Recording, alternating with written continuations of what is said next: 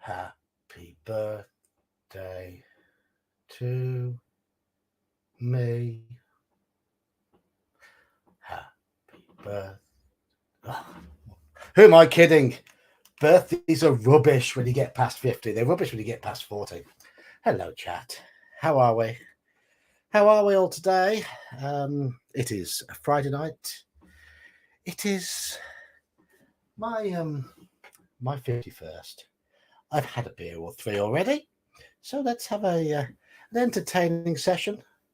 Elle's in chat, Halakar's in chat, and I was hoping a few more people might hear because I do have a guest waiting in the wings who's going to hopefully join in when the number of people go up. I can only see 2 people logged in at the moment. That's not good.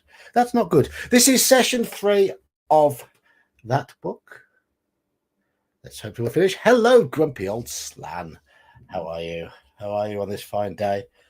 I have, to help me out tonight, I have those, and I have that, and I have that, and yeah, it's going to be, it could be messy, it could be noisy, it could be all over the place, but who cares? Who cares? Hello, Daniel. Happy Escaping a Woman Day. Yes. Anyway, now we've got a few people in. I'm going to welcome in a guest who has not appeared live on stream before. You might know him from chat though. So, welcome to the stream, good sir.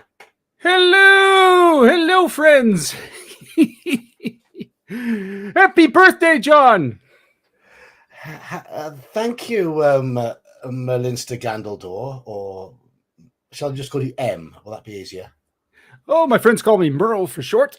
Merle, okay. No worries.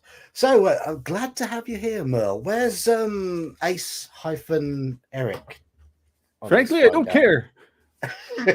He's got your scrying thing, hasn't he? Your portal viewer. What? Yes. Oh, I can't find it. Oi! It's a good thing I put a protective counter spell on it in case he tries something funny. Anyhow, welcome to the stream. And behind me, you will see some cards. There's a bit of an ongoing theme with some of these cards. But firstly, my father-in-law knows I like games, so he just got me one that says "Game On," but it's all consoles. I don't mind consoles and stuff. But 80s consoles. And my wife, happy birthday, husband. You may be a grumpy old man, but you're my grumpy old man. Ah. Happy 50th +1 birthday, she puts in there. And then this is one. Oh, hello, Ginger. We have Gingerbeard as well. Hello, happy birthday. Thank Bon you. anniversaire. Gratulary me dagen.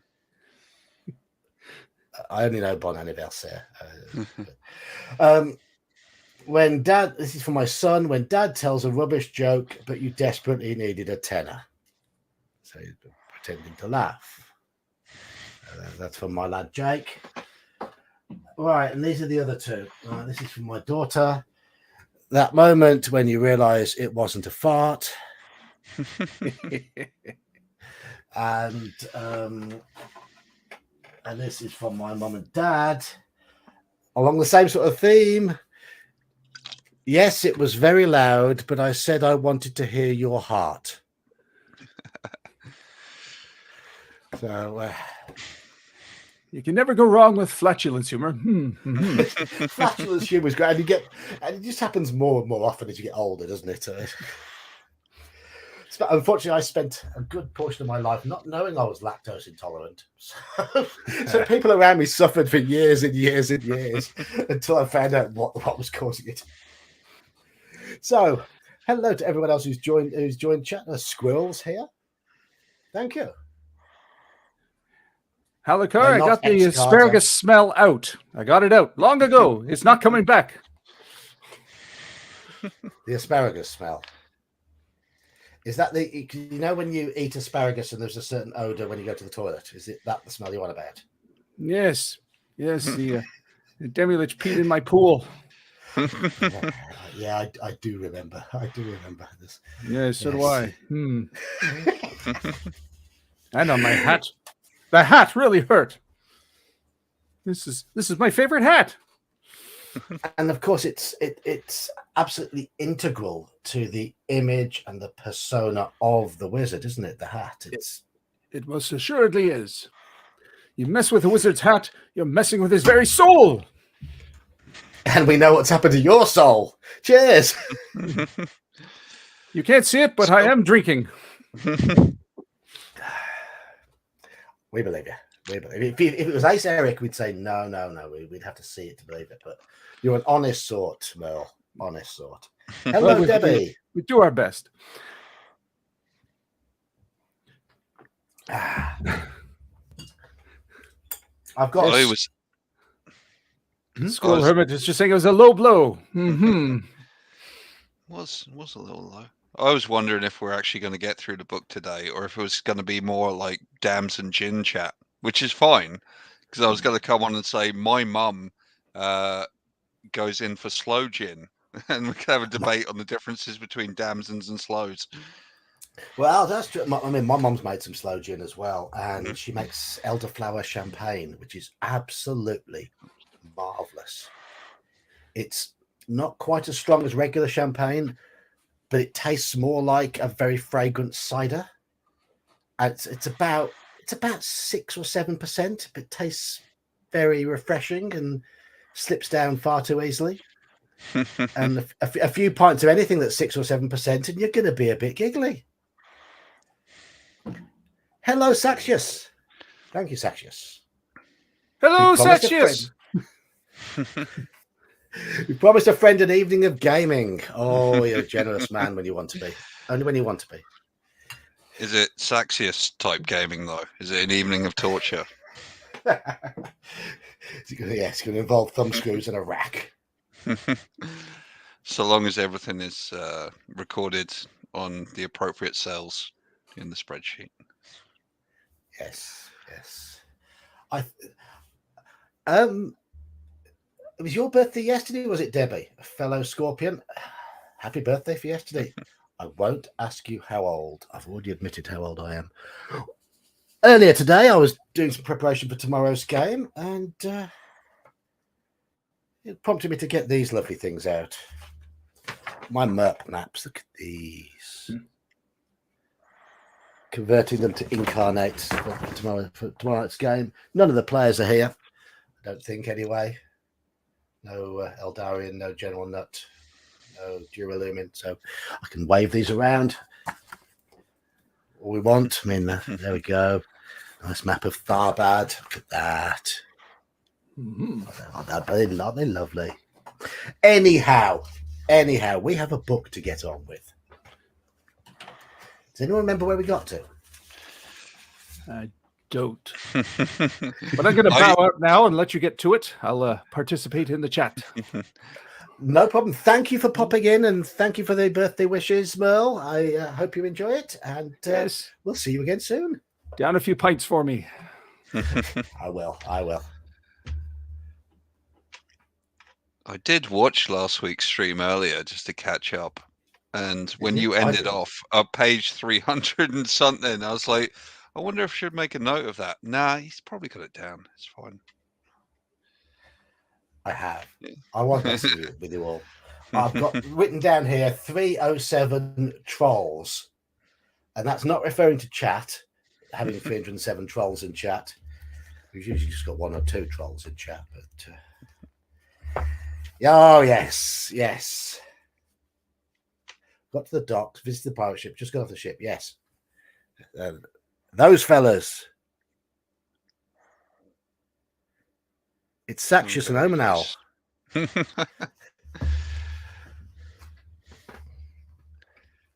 Right. Shall I read 307 again?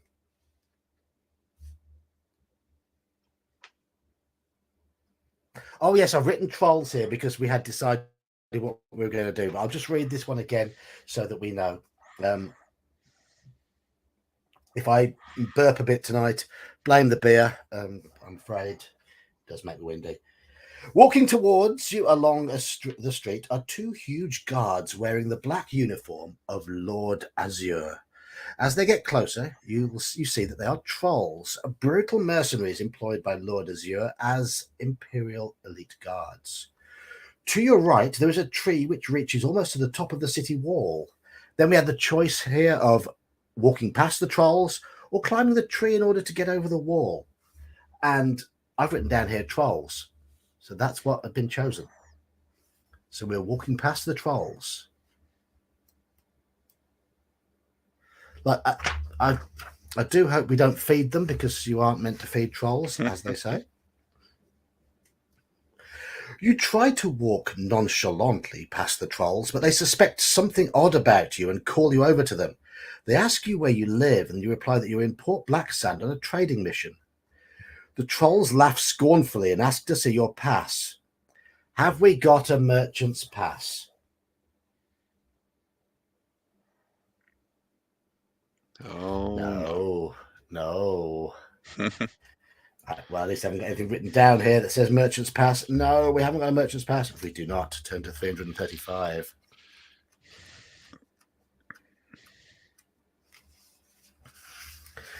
The larger of the two trolls tells you that you are under arrest for being in Port Blacksand without authorization. He tells you that he's feeling generous, however, and offers you a choice. You could pay a fine of all the gold in your backpack and be thrown out of the city, or spend a year with rats and cockroaches in a dirty dungeon cell. The other troll bursts out laughing, saying, "Generous? Sour belly, you've got such a sense of humour. If you wish to pay the fine and be thrown out of the city, turn to blah, blah, blah, blah. Or shall we resist arrest?"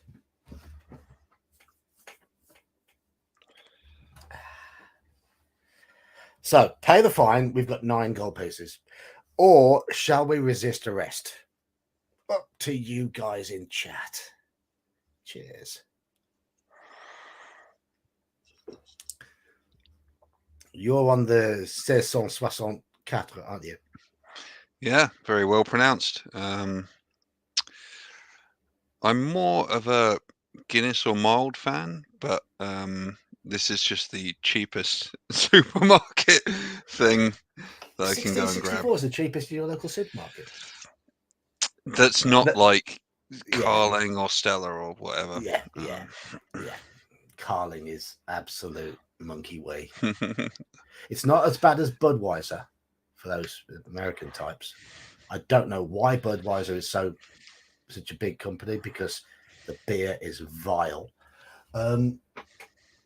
I've had so far a pint of Breakspear Oxford Gold, currently on a pint of Cumberland Golden Beer, and I have waiting here a bottle of Hobgoblin Gold and a bottle of Wainwright Golden Beer. Guess what? I like golden ale.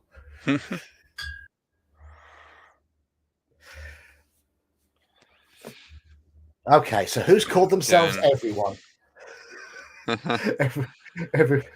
Everyone says pay the bribe. Well, everyone says pay the bribe. Resist. I blame Saxius. Resist. Some new Fight names. the troll. Resist. Everyone, are you a regular who's changed the name to troll me? Or are you new? Cybernaculum. I think I've seen you here once before. People are saying resist. Resist. Who was it who did the song Refuse Resist? Got no idea. Chat. Who did the song Refuse Resist? It's a metal band of some sort.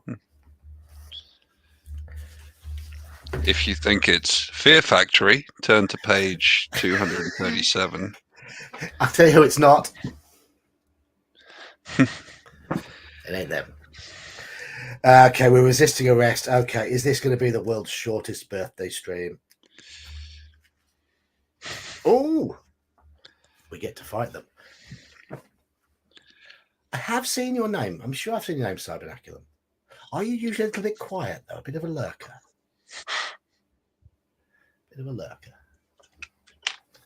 Sepultura. Yes. Yes. I was close with Fear Factory. That was from that era. Yes. You draw your sword and stand ready to fight the trolls. They seem pleased that you're going to give them a chance to practice their beloved sport of killing humans and advance towards you swinging their battle axes. Sourbelly snarls and says, "Stand back, fat nose. Let me deal with this dog alone." Fat Nose and Sour Belly. I think that should be Yeah. our handles for tonight. Okay. Well, I'm going to be Sourbelly because I've had a big spicy Chinese and beer, so I'm probably going to be burping away a bit later on. Right, so we're fighting Sourbelly first, who has skill 10, stamina 11. So this is potentially a little bit more difficult.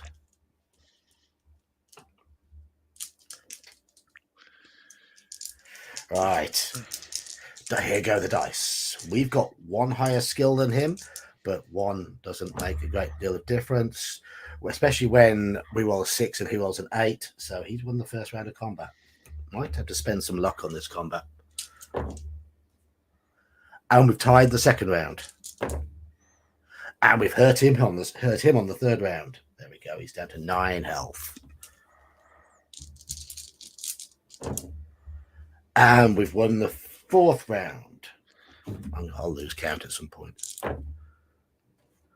We're on a roll now. We're on a roll. Yep, we're rolling. He's down to 3 hit points. We are fighting well. Oh, I've just rolled double 1 for me. Sorry, and double 5 for him. So that's a loss there. And there's a win. He's down to 1 hit point. Check morale. There's no morale for us. Oh, he's won another one. We're down to 9 hit points. Oh, but we finished him off. Okay. Now we move on to the other one. Fat Nose is not as strong as Sourbelly. Skill 9, stamina 10. So that's 1 win. He's got to beat us by more than 2 to harm us. And so far, we're doing okay on 2d6 each time. We're doing okay. Doing okay. We've hit him twice. And we have a tie. 8 to 10. 7 to 3. We've won that one. Come on. Come on. We haven't got any fire and acid. 6 to 8. That's a tie. He's put up a fight. 5 to 6. We've won that one. One more hit. One more hit and we'll do it. Come on. 10 to 3. Sounds like I'm telling the time here, doesn't it? Telling the time. I know he probably didn't hit it big over in America, but Gingerbeard, do you remember Dave Allen, the comedian? Only vaguely. Irish guy who did a lot of quite close to the knuckle comedy at times. I can't name a Dave Allen joke. He was more of a storyteller, and for me, one of his best ever stories he told is one called it's about teaching a child how to tell the time. On the clock, you have the first hand. The first hand is the hour hand. Okay, first hand points to the hours. Then you have the second hand. Second hand points. First hand is short. Yeah, second hand is longer. It points to the minutes. Okay. All right. And then you have the second hand. that points to the seconds. And it's all about the confusion of how the second hand points to the minutes, and the second hand, the third hand, whatever it is, points to the seconds. Yeah. And the difference between 1:30 and 1:30 and 20 to 2, and the way he tells it is great. The way he tells it is absolutely fantastic. Anyway, I haven't learning Norwegian. I haven't got to telling the time bit yet, but saying like 1:30 or 2:30 confuses the fuck out of my wife because that's not the way they do it in Norway. So no. So is Norwegian her first language then? And are you learning a little bit of Norwegian too? Trying to. I mean, we've only been together 8 years. I should probably have done it by now, but She hasn't forced it on you already. Surely that'd be No, brownie points. the difficulty is she is from like north of Norway, and it's like a misconception with a lot of English speakers that other languages don't have accents, but they do. And she, like her Norwegian that she speaks is quite heavily accented. So it's not like I can pick up like a Duolingo thing and learn from that, because their way of speaking Norwegian is so radically different that it's like, well, is there any point learning tourist Norwegian? It's like a French person learning English and then spending a week in Newcastle. Yeah, basically. They wouldn't understand a word. Right, and then Scotland, and then Wales, and they get completely confused. One of the best things about the British Isles is the lack of distance between accents. You can go 20 miles and not understand a word of what anyone's saying. It's completely different. It's marvellous. It's wonderful. Not everyone lives down the road from Dudley. It's surely they do. Live down the road. Right, anyway, we've won the fight. 100 turn to 110. Let's get back up. Let's finish this book tonight. Finish this book. We have a 2-hour time slot. Your fight attracted a group of onlookers. Some of the beggars even cheered when you cut down old Sourbelly, but one sly-looking character sloped off with the obvious intention of finding more guards. It is dangerous to stay here any longer. So you run off west along Mill Street. If the Welsh would only speak English. Look, I did learn a couple of Welsh words. I have learned a few Welsh pronunciations because I spent quite a long time in Wales with my motorsport. And I'm sure you've heard me say this before, but I can say the name of that place in Anglesey. They're the one with 50-something letters in its name. There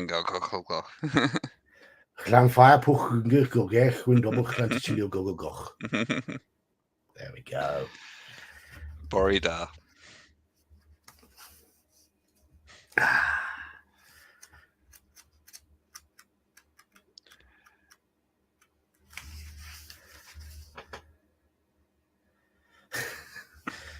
Hey, this show isn't free. Make those observers kick in some gold. No, I'm on golden beer. That's enough gold for tonight. Halakar has spent $1 and become a member. Thank you. I was Halakar. wondering why he had the funky green bit next to his name. General Nuts got one as well. Oh. He spent $1 and become a member. I haven't seen General Nut here for a day or two though. He's playing in the Merp game though. So,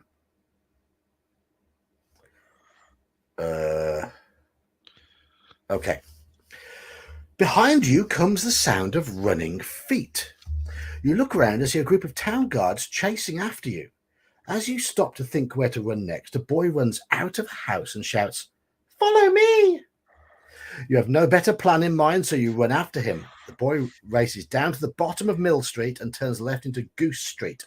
He stops at a cart laden with hay and starts to talk frantically to a kind-faced old man, saying, Uncle, this brave person killed Sourbilly. We must help him escape." The old man speaks calmly to the boy, saying, Indeed, we owe our friend a favor. Quick, jump into the cart. You climb into the cart and cover yourself with hay and lie completely motionless as you hear the running guards approach. They stop to speak to the old Thatcher, but he sends them running off down Goose Street. After they are gone, he whispers to you that he will take you to safety. You hear him climb onto the cart and urge his horse into a slow trot. The cart bounces noisily along the cobbled streets, but you feel comfortable in the hay. The cart stops and starts a few times, and you hear questioning voices. And about half an hour later, the cart stops again, and the Thatcher calls out, "You can come out now." You poke your head out of the hay and are surprised to see that you're on the edge of a wood. To the west, you can see the daunting shape of Port Blacksand. You jump out of the cart and thank the Thatcher for his trouble. He says goodbye to you and wheels his cart round to Port Blacksand. Do you have all of the items required to slay the Night Prince, and have you been tattooed? If you have, turn to 201. If you are missing any of the items or have not been tattooed, turn to 299. We've got 3 of the items. We need 4 items in a tattoo. We haven't been tattooed. Oh. Is this where we... Oh, no. Thank you, Thatcher. Oh, dear. We thought it was all going to be so good. It would be extremely dangerous for you to enter Port Blacksand again, especially as many of the town guards would recognize you. There is nothing else you can do but make the long walk back to Silverton to report that you have failed in your mission.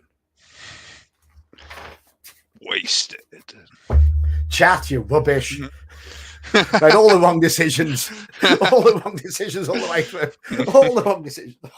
Oh. I felt like we were doing so well as well. Oh, well. So where did it go wrong? Was it not going down Clock Street at the start? Possibly. We shall see. Right. No, you're right, Major's Musings. We didn't die. And no, the old Thatcher was not called Margaret. Halakar, yes, if you beat 2 trolls, you'll get enough XP to gain a level. You're not wrong there. So, what should we move on to now? So far, we have failed City of Thieves. We have failed... I haven't tried those 2. I haven't tried that one. Failed Warlock of Firetop Mountain. We failed House of Hell. Okay. Those are the 3 we've failed.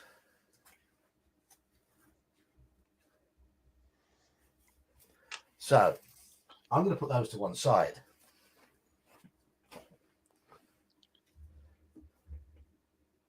Do I have Steve Jackson's Sorcery? Well.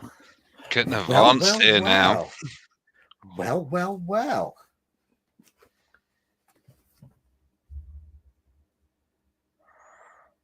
Very nice. I haven't read anything about character creation in it, though. So it might take a while to create a character. I mean, we can go for it. We can vamp. We can go for it, yeah. And Yeah. I do have the second book in this series on the way at the moment. So this could be a good one. The art's good in here. And we've got a map. It's always good. Yeah. Right. Okay. Skill. Yeah, the cover was better for the original one. But this is the one I picked up really cheaply. And I've got City Port of Car, whatever it's called, coming at the moment. But okay. Are the rules the same? There's magic spells in this one. Yeah, I remember them being a bit more not granular. There's a couple of extra steps. Yes, there are. Yes, yeah. We might have to wait with this one. Okay. I'm not going to read through the instructions while we're on stream. So, what about? Okay, we have got. I know the spells are Citadel of Chaos, so I haven't read the instructions of that. These are the ones we've got. Crystal of Storms by Rhianna Pratchett. Oh, you've got some of the new ones. That's a new one, yes. Gates of Death by Charlie Higson. Sword of the Samurai, Steve Jackson and Ian Livingston. I played Sword of the Samurai as a kid. Young weeaboo kids. And Forest of Doom by Ian Livingston. Forest of Doom is good. I like the opening. Again, I don't think I completed it or have any memories of it beyond the I think opening Forest of red Doom cover. is in its simple in its design. So, Halakar found a new comic shop near where you work that you must investigate. Of course, off you go. Skedaddle. Go for it. Get down there. Elfbait's voting Forest of Doom. Squirrel the Hermit says Forest of Doom.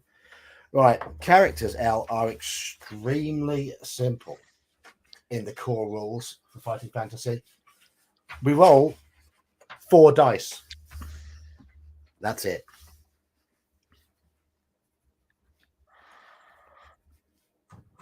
You have 3 stats: skill, stamina, and luck. Skill is 6 plus the first die. Dice. And they said the American one then. Stamina is 12 plus the second 2 dice. And Omen Owl, I haven't got those. At least not in physical form. And luck is 6 plus the final one. There we go. Oh, here we are. DK's decided to join us. Hello, Dark Knight of Hibernia. Hello. How are we? Right. Okay. Fine. Just got off work. So, Very nice. Very nice. So, we have a character with 11 skill, 20 stamina, but only 9 luck. That's not too bad. That's not too bad. It could be worse. I'm just going to check to see what potions and things and equipment you start with in this one. Start the game with enough provisions for 10 meals. Okay. Food. 10. Equipment and potions. We'll take the potion of fortune because why not? The luck is a bit poo. And every time you drink a potion of fortune, you increase your original luck by 1. And I think you start with a sword and stuff. Equipment: sword, leather armor, shield, and backpack. Okay. Leather, shield, backpack.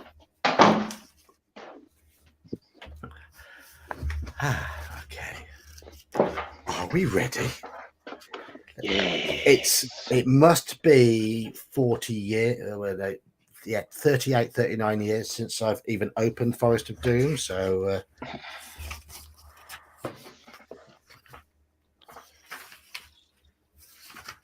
there is an introduction here.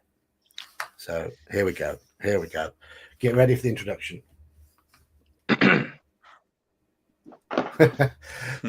DK, L's calling you Decay. Rot. It's good for Praxis. Yeah, Decay. Yeah. Praxis. I fucked your mom last night. Oh, yeah.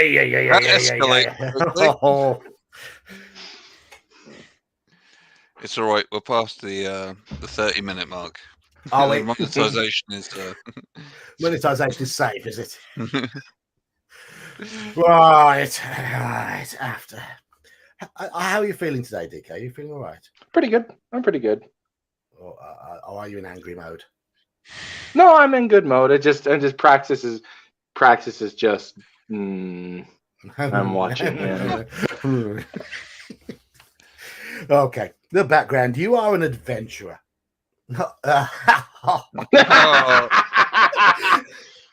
And just boom, boom, boom, boom, boom, boom, boom. I mean, that's an apt. That's kind of apt given the name you gave me. So I mean, the joke works. So yeah. Shall we start again? Yeah, let's go.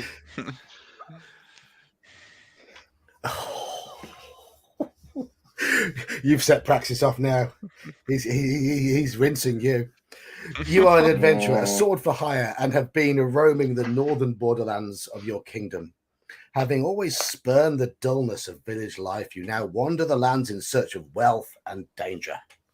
Despite the long walks and rough outdoor life, you are content with your unknown destiny. The world holds no fears for you, as you are a skillful warrior, well practiced in the art of slaying evil men and beasts with your trusty sword. Not once during the last 10 days, since entering the northern borderlands, have you set eyes upon another person. This does not worry you at all, as you are happy with your own company and enjoy the slow, sunny days, hunting, eating, and sleeping. It is evening, and having feasted on a dinner of rabbit, spit roasted on an open fire, you settle down to sleep beneath your sheepskin blanket. There's a full moon, and the light sparkles on the blade of your broadsword, skewered into the ground by your side. You gaze at it, wondering when you will next have to wipe the blood of some vile creature from its sharp edge. These are strange lands, inhabited by weird and loathsome beasts, goblins, trolls, and even dragons. As the flame of your campfire gently dies, you begin to drift asleep, and images of screaming green-faced trolls flicker through your mind. Oh, it's sour belly and yeah, Fat nose. Fat nose, yeah. Like the hail and pace of the troll world. Suddenly, in the bushes to your left, you hear the loud crack of a twig breaking under a clumsy foot. You leap up and grab your sword from the ground.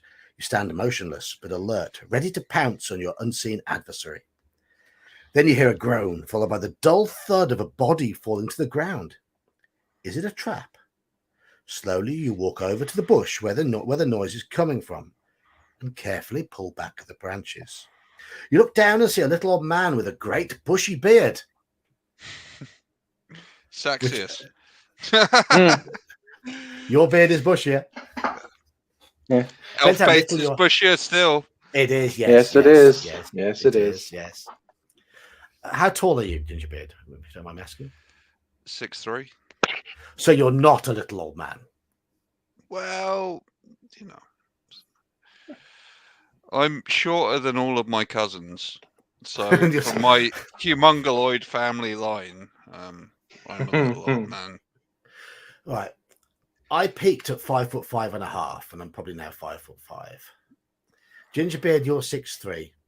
DK, you're 6'5", aren't you? Yep. I peaked at 16, and I've been this tall ever since. Yeah. He wants to get his digs in now. I'm going to sit up straight here so I don't feel really small. He wants to imagine for a moment that the tall people are short, if only in his fantasies. Just for a moment, Ginger. Don't take this away from him. Your lower center of gravity gives you an advantage in judo and yeah, that's true. A lot of other combat The sports. issue is I've got to get past long arms. Oh yeah, because I could just put my hand on your bald head and just keep you at bay. Exactly. Yes, yeah. I had great fun at judo whenever there's a really big newbie there, and especially they're about 20 years younger than me. For the first 6 months, I absolutely batter them, but as soon as they get a clue as to what to do, they do exactly what the DK just said. keep the rabid little man away. they just start swinging me around a bit, and I can't do anything about that. Anyway, that's great. Anyway, yes. The little old man has a great bushy beard. His face is contorted with pain. You crouch down to remove the iron helmet covering his balding head and notice 2 crossbow bolts protruding from the stomach of his plump, chainmail-clad torso. Crossbow bolts can't pierce chainmail, that's a fact. Picking him up, you carry him over to the fire and stir the dying embers into life. After covering him with the sheepskin blanket, you manage to get the old man to drink a little water. He coughs and moans. He sits up rigid, eyes staring fixedly ahead, and starts to shout. I'll get them! I'll get them! Don't you fear, Gillibrand! Big Leg is coming to bring you the hammer. Oh, yes, indeed. Yes, I am. The dwarf, whose name you presume to be Big Leg, is obviously delirious from the poison-tipped bolts lodged in his stomach. You watch as he slumps down against the ground, then whisper his name in his ear. His eyes stare unblinkingly at you as he again starts to shout. Ambush! Look out, ambush! Ah, the hammer! Take the hammer to Gillibrand! Save the dwarfs! His eyes... What? Oh, he just dies. Bleh. He might do, I don't know. His eyes half close and the pain seems to ease a little. And as the delirium subsides, he speaks to you again in a low whisper. I need Mage's Musings to read this bit. Help us, friend. Take the hammer to Gillibrand. Only the hammer will unite our people against the trolls. We were on our way to Darkwood in search of the hammer. Ambushed by little people, others killed. The map in my pouch will take you to the home of Yaztrono, the master mage of these parts. He has great magics for sale to protect you against the creatures of Darkwood. Take my gold. I beg you to find the hammer and take it to Gillibrand, the Lord of Stonebridge. You will be well rewarded. Big Leg opens his mouth to start another sentence, but nothing comes out except his last dying breath. You sit down and wonder and ponder Big Leg's words. Who is Gillibrand? Who is Yaztromo? What is all the fuss about the dwarfish hammer? You reach over to the still body of Big Leg and remove the pouch from the leather belt around his waist. Inside, you find 30 gold pieces. Thank you, Big Leg. And a map. Marvelous. Jingling the coins. I'll show you all the map. Look, we have a very nice little map there. It's kind of... Oh, kind it's of cool. a different version. The original has a different map. Oh, right. Well, it's The original just has a big fucking forest. It's a dog. Is that all it is? Okay. Thanks for that. Jingling the coins in your hand, you think of the possible rewards which may await you just for returning the hammer to a village of dwarfs. I do like the way the author is writing the plural of dwarf correctly, because Tolkien admitted he used the wrong version. It's not dwarves, it's dwarfs with an F. Well, with an F, not with a V. Not with a V. Not with a VA. The correct English is dwarfs. You decide to try to find the hammer in Darkwood Forest. It's been a few weeks since your last good battle, and what is more, you are likely to be well paid for this one. With your mind made up, you settle down to sleep, having taken back the sheepskin blanket from poor Big Leg. In the morning, you bury the old dwarf and gather up your possessions. You examine the map, look up to the sun and find your bearings. Whistling merrily, you head off south at a good pace, eager to meet this man Yaztromo and see what he has to offer.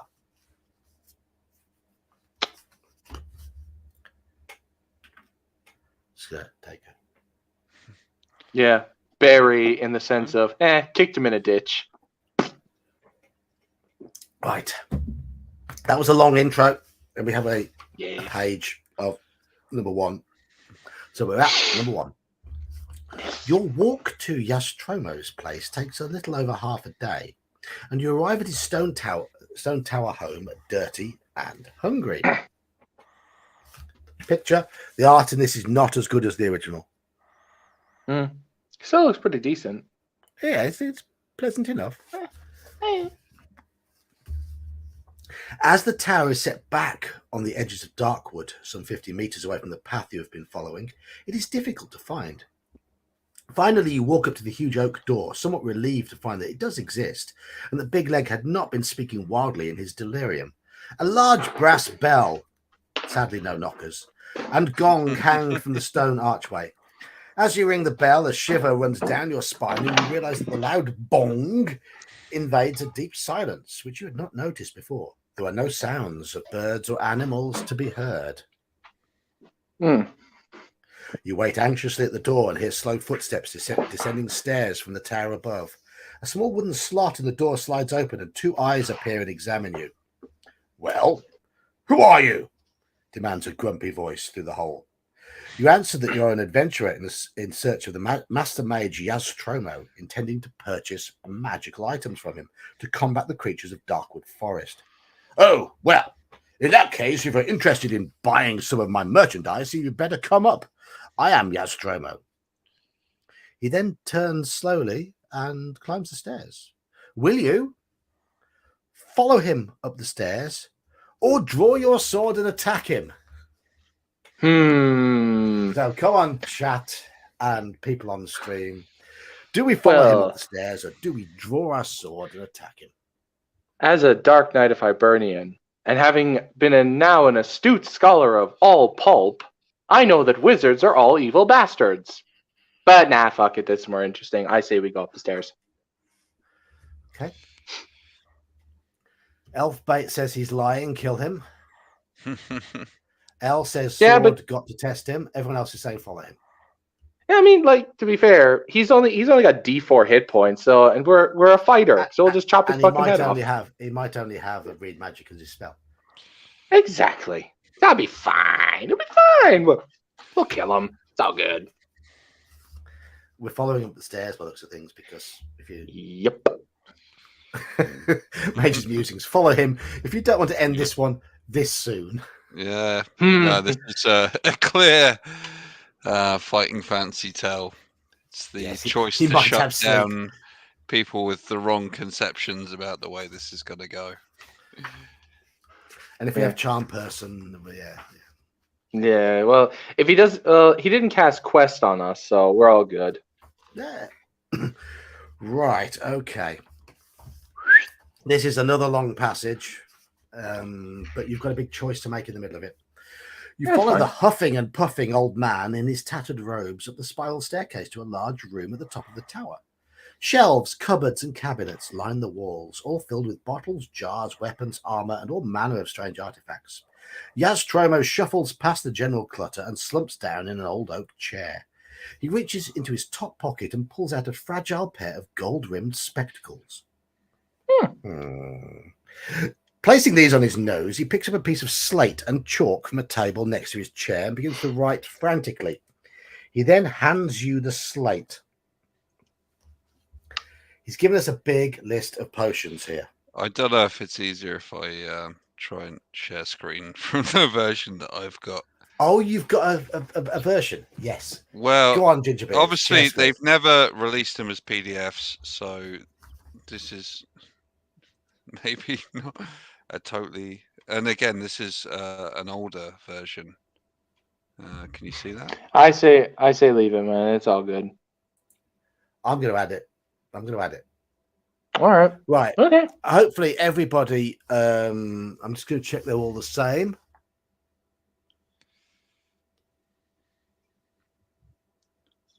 I prefer the artwork in your version already. Yeah, it's very, very D&D-esque, to be honest. It looks really good. Yeah, I dig it. Okay, the lines on the page. It was done by proper British artists, so it's this was a Russ Nicholson originally, wasn't it? Yeah, it's a Russ Nicholson who did the art for Fiend Folio for AD&D. Yeah. Anyhow, right, okay. We have got 30 gold pieces to spend. Hopefully you can all see that list of stuff. Healing, plant control, stillness, insect control, anti-poison, holy water, ring of light. What does it all add up to? 3, 6, 9, 11, 13, 15, 18. It's about 45 gold pieces for a lot. About that. Yeah. So, shall we sort of take it in turns to buy things? So I'm going to start with the two who are logged in chatting. Gingerbeard, choose something to buy. I am going to go for the garlic buds. I reckon there's going to be Garlic vampires buds. around. Okay. Those are 2 gold pieces. Okay, so we have some garlic. I will say, following in that vein, I will say the Ring of Light. Ring of Light. How much is that? 3 gold That's pieces. 3 gold pieces. Yes. Okay. So, chat, over to you. And keep firing things until we run out of gold. Equip us, chat. Come on.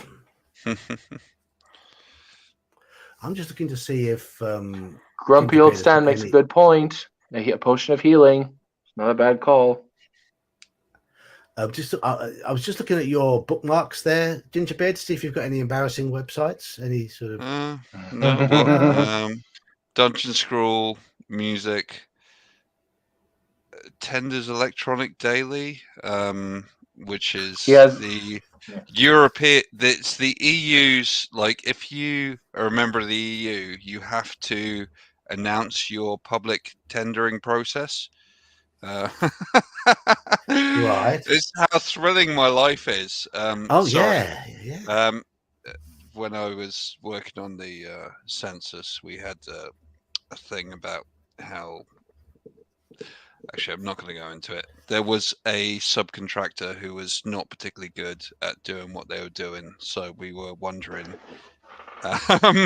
if it was announced publicly and how much they got paid for doing that.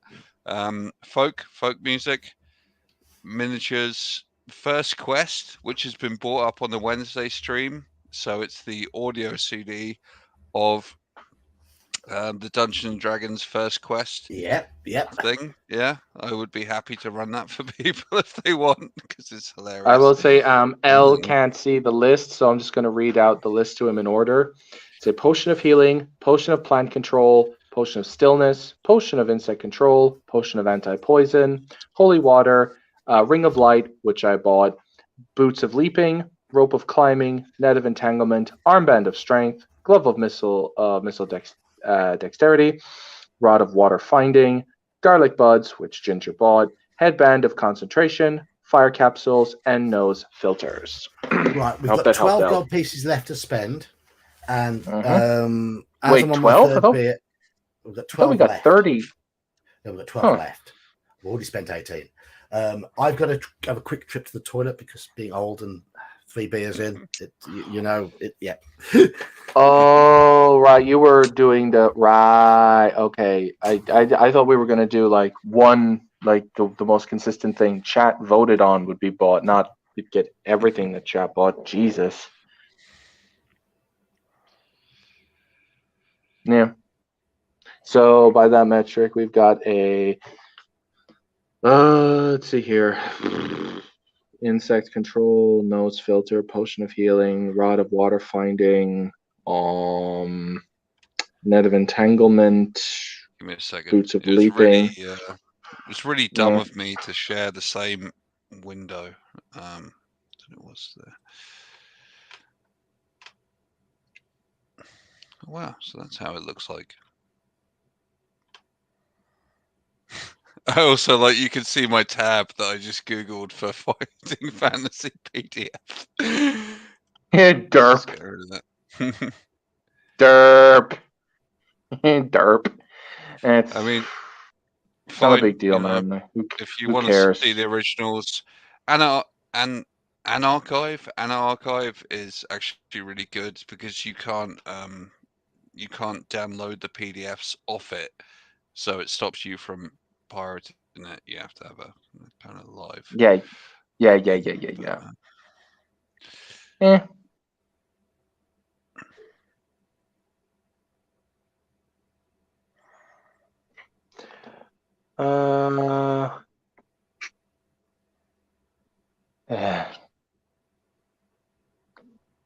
Geek probably should have just left the purchasing in our hands.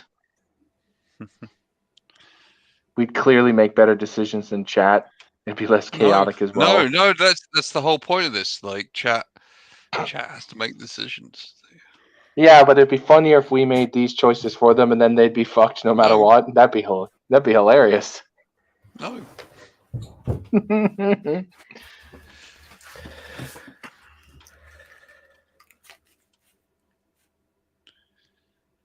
Have we decided? don't No, chat just stagnated. So Oh, Um, right. Okay. yeah, Come on, yeah. chat. Actually, thank you, El. Thank you. You've just given me the workaround for how to pirate it off an archive. God damn it. I'm adding boots of leaping. That they've been suggested. Boots of leaping. That's cost another 2 gold pieces. But 10 gold pieces left. We have so far bought garlic, ring of light, nose filters, potion of healing, rod of water finding, potion of insect control, net of entanglement, and boots of leaping. I think maybe we should go for the armband of strength. What do you think, Ginger? What do you think? I mean, I like. I'm the humming and idea hawing of about it. I like the idea of the boots of leaping. Oh, we already have them. Yeah, we got them. No, That or the holy water. I kind of like that, to be honest. Or the poison. you like the holy water? What a shock!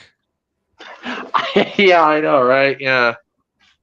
It's not like, hey, that we could be fighting vampires or anything. I don't think we can buy more than one of each. El says circlet of spellcasting. No, I think that's the headband.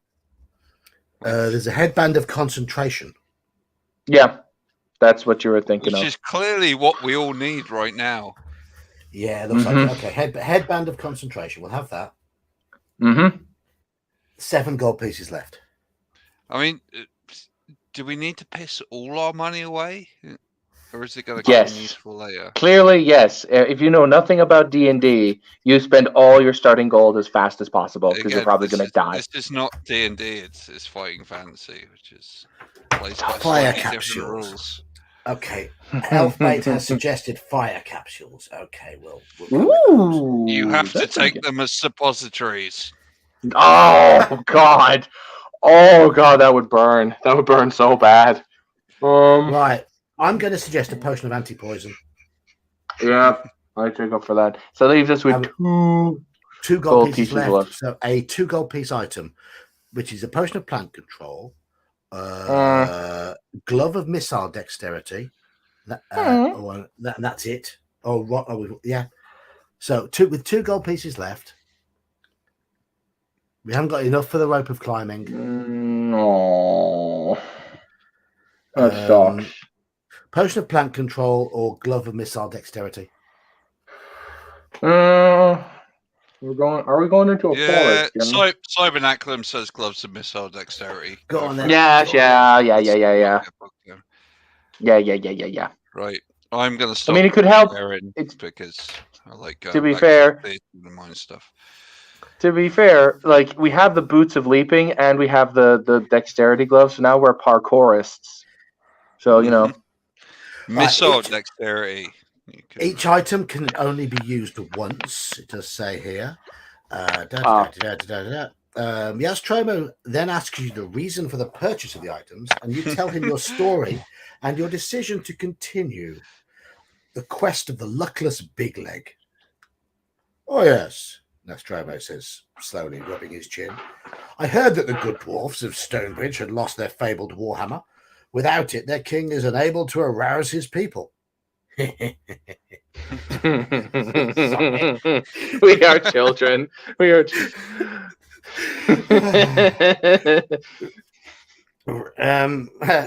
Despite the fact that the hill trolls threaten their village, rumor has it that an envious king of another village of dwarfs sent an eagle to Stonebridge to steal the hammer, which it managed to do. But as it flew back over Darkwood, it was attacked by deathhawks, and the hammer dropped into the forest and was lost. Apparently 2 forest goblins found the hammer but could not decide who was to keep it. They wrestled for hours but gave up. Then they discovered that the handle unscrewed from the head, and the argument was settled. One kept the head, the other kept the handle. Hmm. Then they parted, each happy with his new treasure. Who knows if they still have them? So I'm afraid your problems are doubled. I can tell you that the head is made of bronze and the handle is made of polished ebony. Both head and handle have the letter G inscribed on them. Your task is not easy. Good luck. You thank Nostromo and leave the room by the spiral staircase. Okay. These books are entirely child-friendly. We're just Yeah. It's Totally. us who aren't. It's us who aren't. Yeah. It's British witticism. Yes, It snuck past the censors. So Yes. So ebony handle, bronze. no, ebony head, bronze handle. Ebony handle, bronze head. Oh, I got it backwards. My bad. Both with Why letter would you G make the on them. heads out of ebony? I don't know. It could be magic. It could be magical. Have you seen Skyrim? Ebony's a metal. I mean, we've got to get rid of Paul McCartney in this equation. So Stevie Wonder has to team up with like Hulk Hogan to sing Ebony and Bronze. I don't. Getting Hulk Hogan to sing about ebony is kind of No, Kinda funny, he's that. bronze in this equation. He's bronze. Ah, okay, right. Stevie Wonder's the ebony. Yes. Yeah. Right. Stevie Wonder wrote Higher Ground, brilliantly covered by the Chili Peppers. Fantastic record. Record. Outside of the bright light, you notice the dead quietness again. The narrow path leads northwards from the tall grass surrounding Nostromo's tower into the dense undergrowth of Darkwood Forest. In a few strides, you are surrounded by the dark and tangled forest. Stones and knotted roots seem to hide in the shadows. You can almost believe that they are trying to trip you up. The light fades quickly, and the air becomes moist and unpleasant. Moist. Deeper and deeper you go into the gloom. Eventually, the path forks on either side of a huge old tree. Okay, then, chat. Let's get involved. We got before we continue, Grumpy Old Stan likes to say, "This is my grandfather's hammer. My father changed the head, and I changed the handle." Yes. I see. This is Theseus's hammer. This is Theseus's hammer, of course. Oh, it's Trigger's broom. Yeah, Trigger's broom. I was going to do that. Yeah. Oh, yeah, there we go. Yeah. I kept it for 15 years. How did you do it? Oh, I kept changing the handle and fucking. I was same thing. Well, I took a photo of it. So left or right? Yeah, left west or right? east. It says West or east. West or east.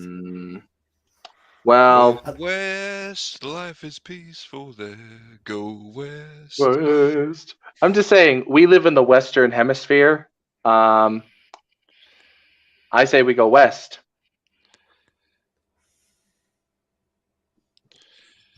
I mean, chat aren't interested. They're just logged on for the lols tonight, aren't they? Come on, somebody's got to make a choice. I haven't read ahead, but west. I mean, I live in West Hampshire. Your geek lives in West Midlands. DK lives west of us. I say west. We're as west as we can go, boys. We're Westerners. I draw a sword and we go west. Yes, exactly, Elfbait. Science. Okay, we're using logic. We are going, even though the first three votes were for east, west has just completely obliterated it. Let's go west. You have to pick up another book. Which way, Western man? To the west. The narrow overgrown path continues to weave its way through the crowded forest. Strange animal cries echo through the trees. It's not long before you arrive at another junction in the path. Shall we continue westwards, or shall we turn north? West. West Side Story, boys. We're going west. Go west, young man. Indeed. And Go West, young man is a line from a song by The Cult. The Cult? The Cult, yes. From the album Dreamtime. Never heard of it. It was the first album they released after they were originally Southern Dream Cult. She Sells Sanctuary. Southern Death Cult, sorry. And then they became the Cult. They did an album called Dreamtime, which is very much based on Native American Indian sort of inspiration. Right. They had one Did he, minor. They had one minor hit from the album, the absolutely brilliant track called Spirit Walker, which is a goth rock classic. Right. And then it seems we're kind of split on west or north. I'm It's talking fairly about the even. cult. I'm talking about the cult. Oh yeah. And then after Dreamtime, they released the album Love, which contained She Sells Sanctuary and Rain. And Rain has one of the best guitar riffs ever. It's brilliant. I haven't listened to Rain, so I don't know. When the Doors went touring again, obviously post Jim Morrison dying, Ian Astbury was doing the vocals. L, you saying go west to California? Oh, jeez. I say no. We're not. If California lies to the west, I say go north. I say go north, man. We're going to Canada now. That's not much better, but it's not much better. Right, but it looks like we're going north, doesn't it? Yep. The more norths than west. She Sells Sanctuary by the Seashore. Masterfully done. You know what would make an excellent choose your own adventure book? It's fucking Jim Henson's Labyrinth. Like the amount that Sarah in that movie gets turned around, like that would be awesome. I actually got Labyrinth recently. I think I'm gonna have to watch it. At least I think I did. So we're going north. North has won the vote. So 147. 147. The maximum break in snooker. At this point, I'm going to take a like Yogi, a tactful piss, and if we die, blame everything on DK. As you should. As you should. Yeah. He is the youngest one here. Of course. He's probably half the age. Don't worry. When next time you guys play in my DC or my Last Sun game, I'll just blame your own deaths on yourselves because it's your own damn fault. Yeah, it will be. Yeah. Right, the path north heads into the thick forest. In one of the clearings between the trees, you see smoke rising from the chimney of a wooden hut to your right. If you want to look through the window of the hut, turn to such and such a number. Or shall we keep walking north? So, are we going to peek in through the window of the hut? I'm drawing a little map here. So, are we going to peek in through the window, or are we just going to ignore the hut and continue onwards? Up to you, chaps and chapesses, because we have a Debbie with us.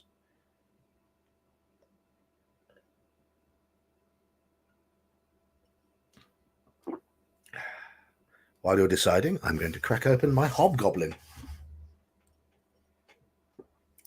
Lovely.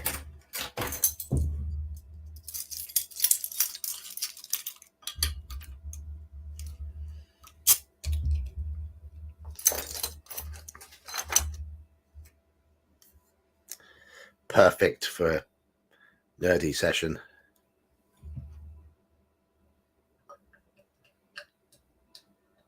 Oh, DK's disappeared. I'm all by myself. DK went silent. Oh, internet crashed.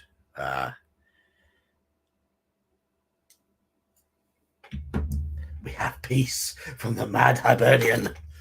Right, okay. Are we peeping? We're peeping Toms. Okie dokie. Turn to 38.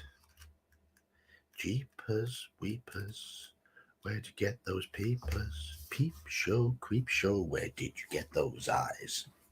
Name the band.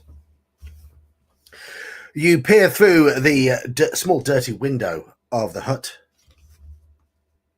I have got some port in reserve for later, yes. I'm sorry, my fucking internet decided to crash on me. Your fault for living in Ireland.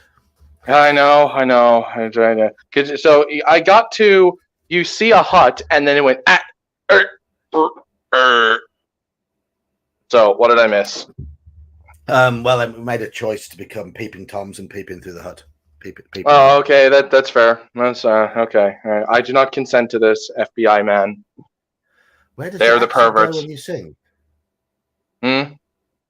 Is that to me? Or No, I say to Mr. FBI man, I do not consent to this. They're the filthy perverts, not me. Where does my do I sing? I don't sing anyway. I just groan. That's true. Anyway, you peer through the small dirty window of the hut to see an old woman in grubby clothes with a wrinkled face and a warty nose reading one of several books by the fireside on the far wall of the hut. A hunchbacked servant is carrying more books from her from the shelves, which are crammed with old books, charts and scrolls. If you want to hear the if you want to enter the hut, turn to whatever.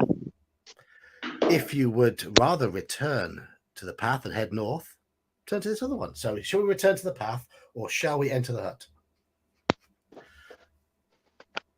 Well, I was just that song Peep Show I was singing was by Susie and the Banshees.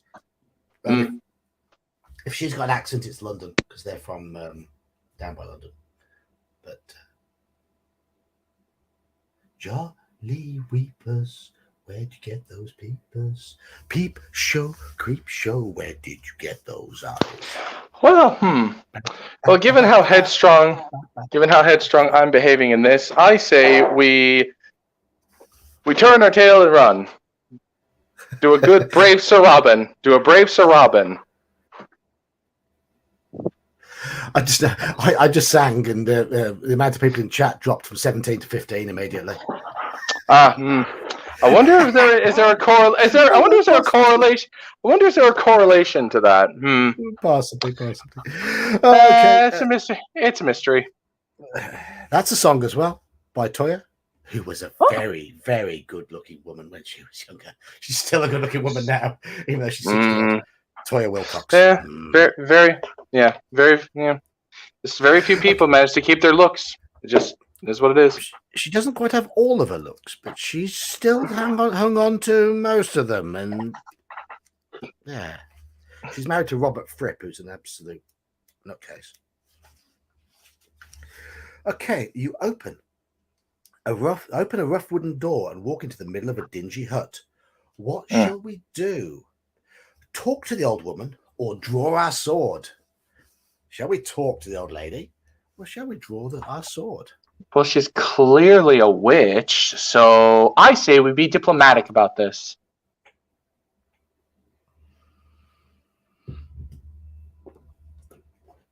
If she's a witch, there should be the option to burn the hut.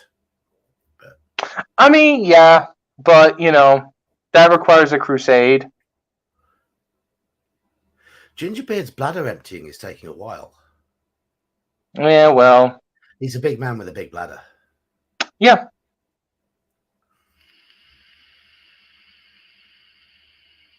Yeah, it seems talk is overwhelming, and I think that is wise.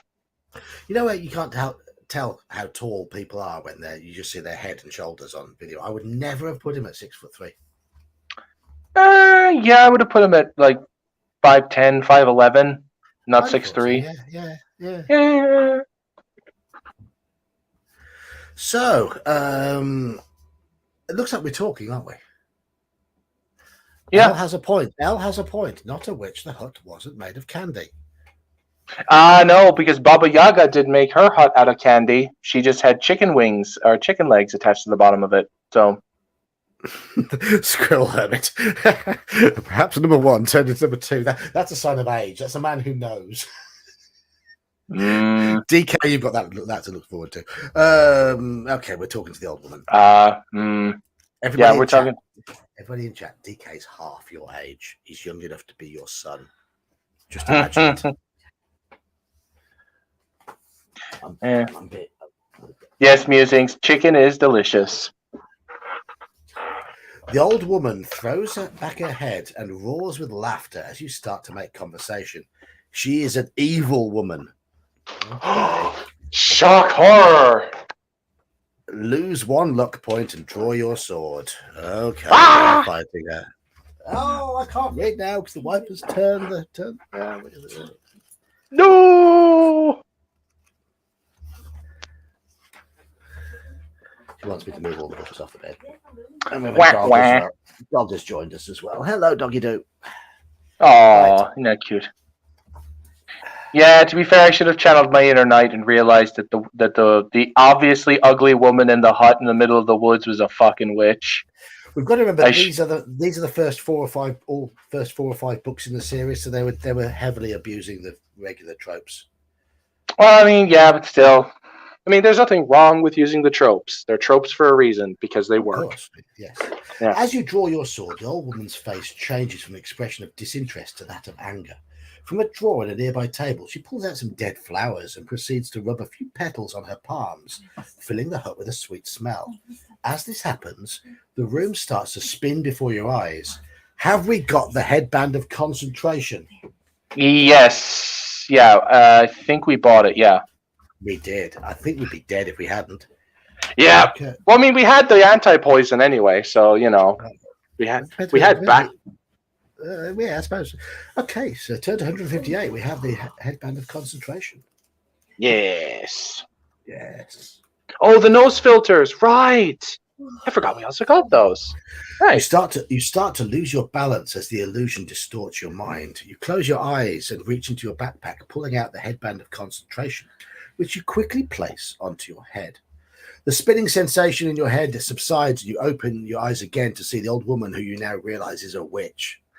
As if we didn't realize. To stop you reaching her, the servant throws a wooden chair at you. Test your luck. If you are unlucky, the chair hits you on the side of the head, knocking you unconscious. Let's test our luck.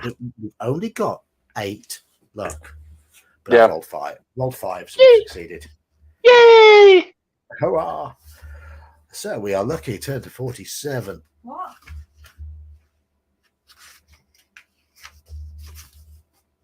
While you are distracted by the servant, the witch shouts some strange words into the air. Suddenly she vanishes in a bright flash and reappears as a small bat which flies out of the open door. On seeing this, the hunchback slumps to the floor and starts to cry. What shall we do here? There isn't the option to kill the hunchback. We've got the option to search the hut for something useful, or leave the hut and return to the path to head north. I say we search the hut. We defeated the enemy. We should loot their stuff. Yoink. Well, she ran away. Yeah, well, you know. Loot. Yes. Loot. Praxis says loot. L says search. Yeah, search. DK Yeah, has already said search. Cybernaculum says search. Is anyone thinking we should go out? No. Why would we do that? There's magic items in here. Yeah, exactly, El. Exactly. That's exactly it. She made us waste valuable resources, so we're going to take her stuff. Okay, let's take her stuff. 26. 26? Remember 26. I'm going to note some of these down. 26. You're playing with D&D characters, Geek. What did you expect? Well, yeah. Yes. You decide to start your search of the wooden shelves. All the books are written in a language unfamiliar to you and contain strange diagrams. The charts and scrolls are also unintelligible to you, as we don't know the read magic spell. You open cupboards and drawers, but all you find are more books, leather-bound and dusty. You're about to give up searching the room when you notice one more book on the floor, acting as a support for a broken table leg. Shall we pick up this book, or shall we give up our search and return to the path to head north? That's a tough one. Is it? Pick up the book or give up our search to return to the path to head north. Master Blaster. I'm going to wait to see what chat says, and then I'll make my decision. Web. I'm going to be belligerent and say, no, I say we leave. Clearly it is worthless. This hut should be burned in the name of the crusade. Everyone in chat's disagreeing with you. Yes, exactly. I know. Yeah, yes.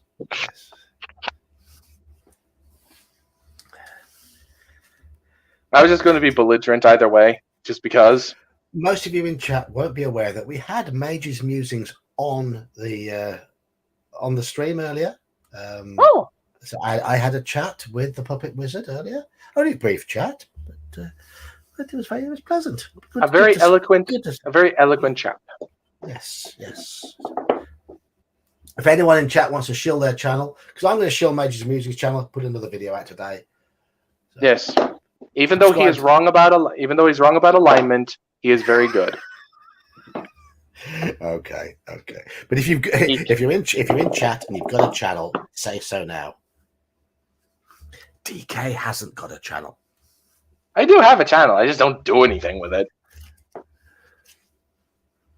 I know you just popped in to say hello and happy birthday, and it was gratefully received. Yes. You open the book and are surprised to see that the pages are hollowed out in the middle. Lying in the cavity is a small jewel on a silver chain. Beside it is a parchment which reads, "Place the necklace around your neck and question those who you fear. No matter what they try to say, it's only truth you'll hear." You place the necklace around your neck and presume your find will come in useful in this evil forest. Add 1 luck point. Huzzah! Woohoo! We got the luck back. So we have a necklace of truth telling. Yes. Elfbait, your mic is fine when it works. You've just got to make sure it works. Because there are times when you're distant, but it works most of the time. Itchy eye.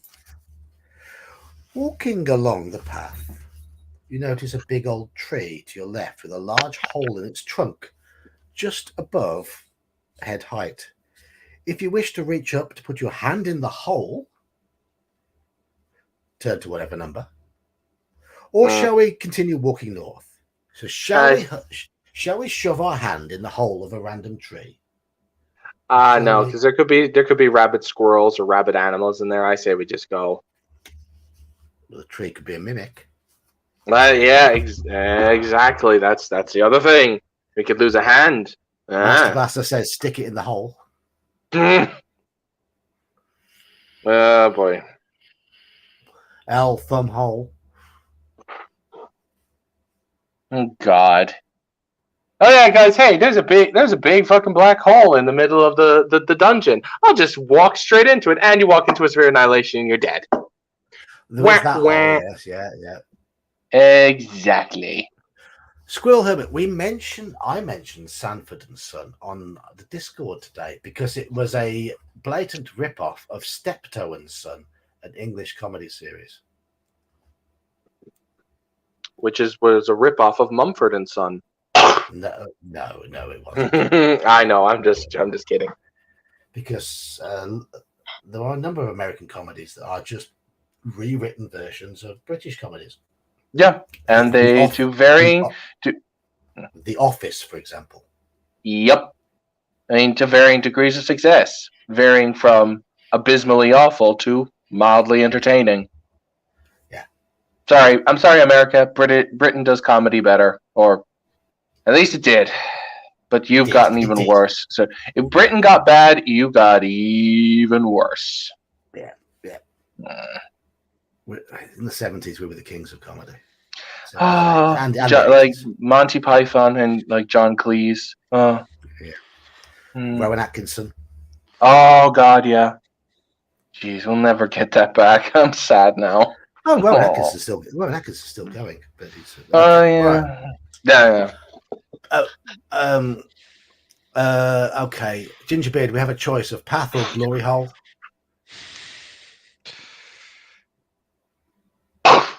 I mean, like for glory. In the book, or like in the book. Grow up. Do you want I'm to trying. Put your hand? We have a hole in a tree. Do you want to put your hand in the hole, or shall we continue walking north? Yeah, I'm going to fist that hole. I'm not going to monetize this stream, am I? Jesus Christ. It's all right. First 30 minutes are gone. Yeah, but that don't matter. You can still get done in for that kind of shit. Done in. Oh, God. Even I'm doing it.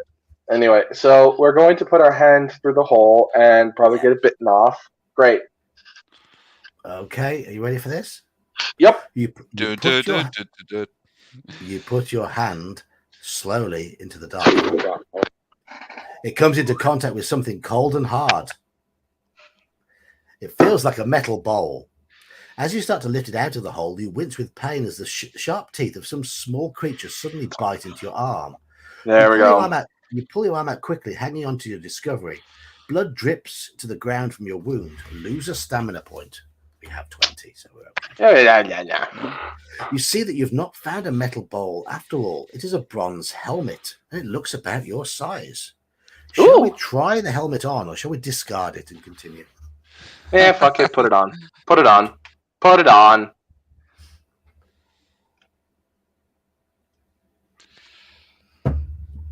Where's the detect magic or detect evil spell when you need it?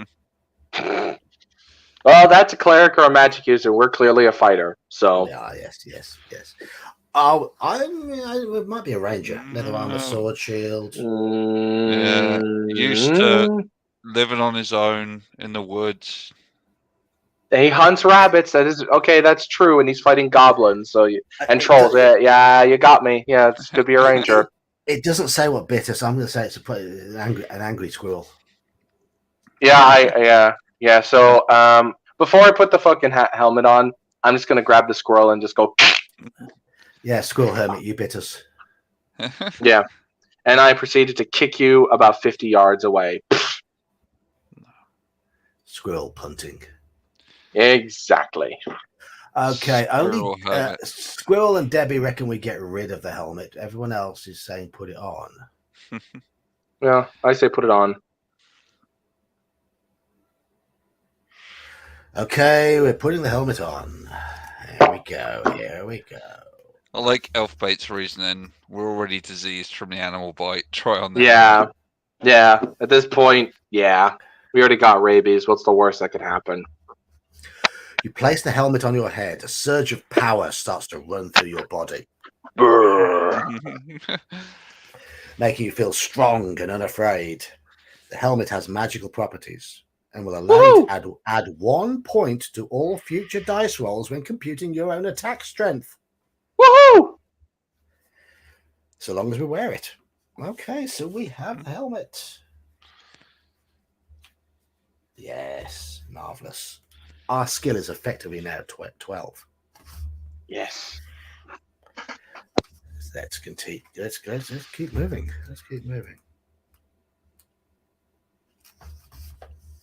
The path soon comes to a junction.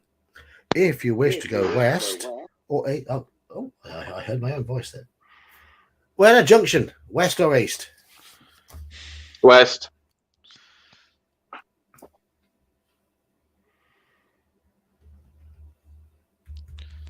West or east?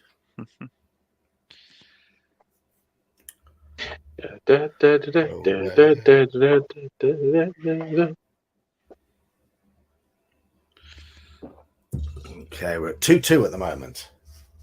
No, I said west, so it's 3-2. It's 4-2. I was going to say earlier when you were talking about punting the squirrel. Squirrel Hermit runs Hackmaster, so that makes him like so fucking chad and jacked up, like your foot would break. Do I have to flex my old man muscles again for that? You can do. I mean, I wouldn't want you to have an aneurysm on your birthday. Those are Look at that. Impressive muscles. Yeah. They're not as good as they used to be. 2 years ago they were fine, but now they're a bit there.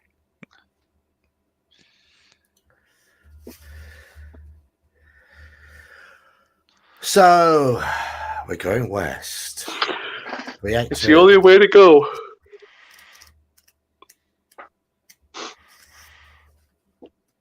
Is it beyond your bedtime, TK? Not really. I'm just a bit tired. Okay. We have half an hour before Max starts his stream, so yeah, we have time. Go for it. Going west, the path soon brings you to another junction. You decide to ignore the way south. Oh, okay, there is a way south. We're not allowed to go that way. And head north. Fuck you, Jackson and Livingstone, railroading cunts. We're definitely. Well, I we're mean, definitely- this ain't D&D, man. There's only a limited amount of options, Otherwise, the books would be a million pages long.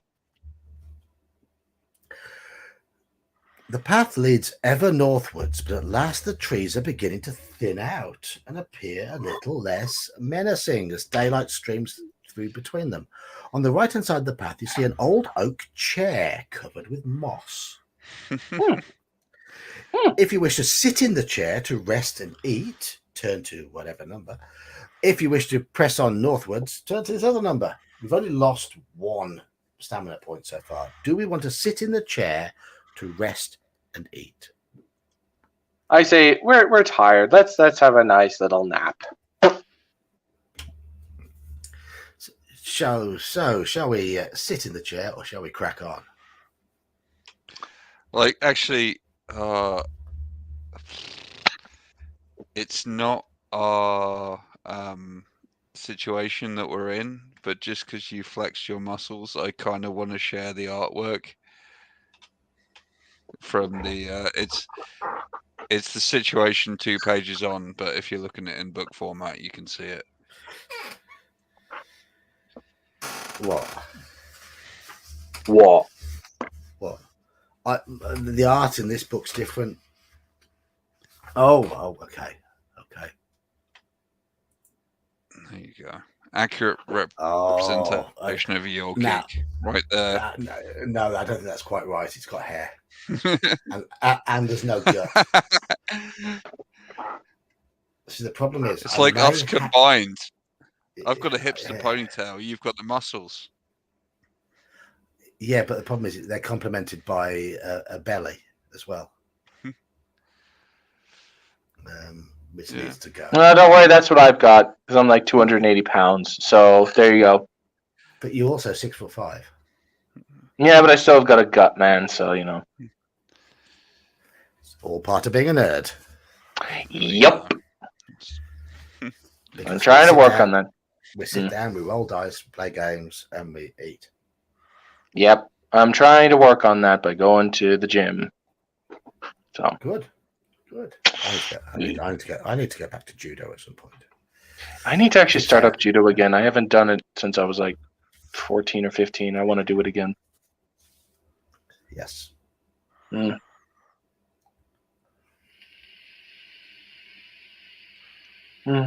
Right. It seems chat wants to Press on northwards. Yeah. Yeah, because they're freaking cowards. Okay, the path eventually emerges from the trees onto a vast plain. Beyond, needs punctuation here. Beyond, you see rising ground leading to low hills. The waist-high grasses on either side of the path sway gently in the warm breeze. All is peaceful, and the dangers ahead seem unimportant. You are enjoying your walk when suddenly the silence is broken by the sound of squealing and grunting to the right of the path. Put her down. You can see a path being made through the grass by an unseen beast moving quickly towards you. You draw your sword in readiness. A few yards ahead of you, a large brown pig-like creature bursts out onto the path and halts there. Hold it. It has 2 long tusks protruding from a short, stubby snout. Steam rises into the air from its sweating body. Its small eyes look at you before it puts its head down to charge at you. You must fight the wild boar. I think, didn't we get a potion of control animal or something? Don't worry. We've got 6 more skill than this. It's got a skill of 6. Okay. It's got to beat us by 6 on 2d6 to score a hit on us. 7-7, add our skills, we win that one. 7-9, add our skills, we win that one. I've just rolled 6-6 for us. So we put us on 24. It rolled well, but nowhere near well enough. Right, if you win, which of course we do, we turn to 174. I didn't realize how much dice were involved in this. There are dice, yes. It's only over d6s. I mean, if you were a lazy kid, you just automatically assumed you won every combat and moved on. But If you look well, at the bottom of each page, there's a pair of dice. See? So if you don't own dice, you just flick the pages. Oh, that's kind of cool. So you just flick through the pages and just randomly stop and just look down to see what they are. Very quick way. Yeah, but if you were a smart kid and you knew which page to land on, you could thumb to it and just win. So you'd have this. The book is 200 odd pages long, so it'd be quite difficult to be that accurate. As you draw your sword from the carcass of the wild boar, you wonder what made it attack you. In the distance, you hear the sound of barking dogs. Perhaps it was being hunted, and being trapped, it's made its last stand against you. Through the nose of the boar, you see a large gold ring, which you cut loose and place in your backpack. So we have a gold ring worth 10 gold pieces. Wait. Yeah. With a bit of boar nose added to it, I would imagine. Add 1 luck point. Woohoo! And turn to 323. Cool. It is back on the menu, boys. Yes.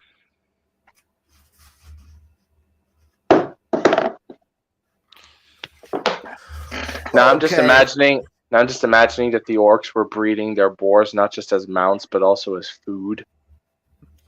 You know, Possibly. ride the pigs until they collapse, and then you just chop them up, and you have pork chops. Hey. We've come to a crossroads in the path, but we can't go back south again. So, do we go north, west, or east? West. North, west, or east? Sausages.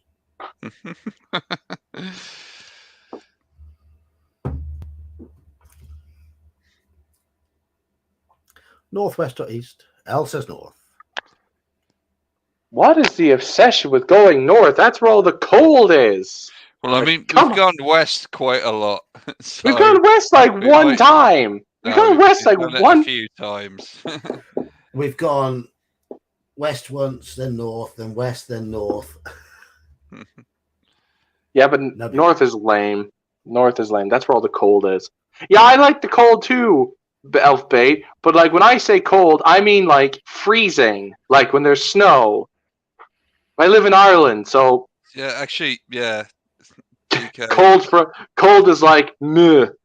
DK's antipathy to the north is probably understandable, given that he is based in Ireland. Yeah, that's true. I mean, to be fair, the British also have an antipathy to the north because that's where the Scots are. Yep. I quite like the north. I mean, I know Gingerbeard's from down south.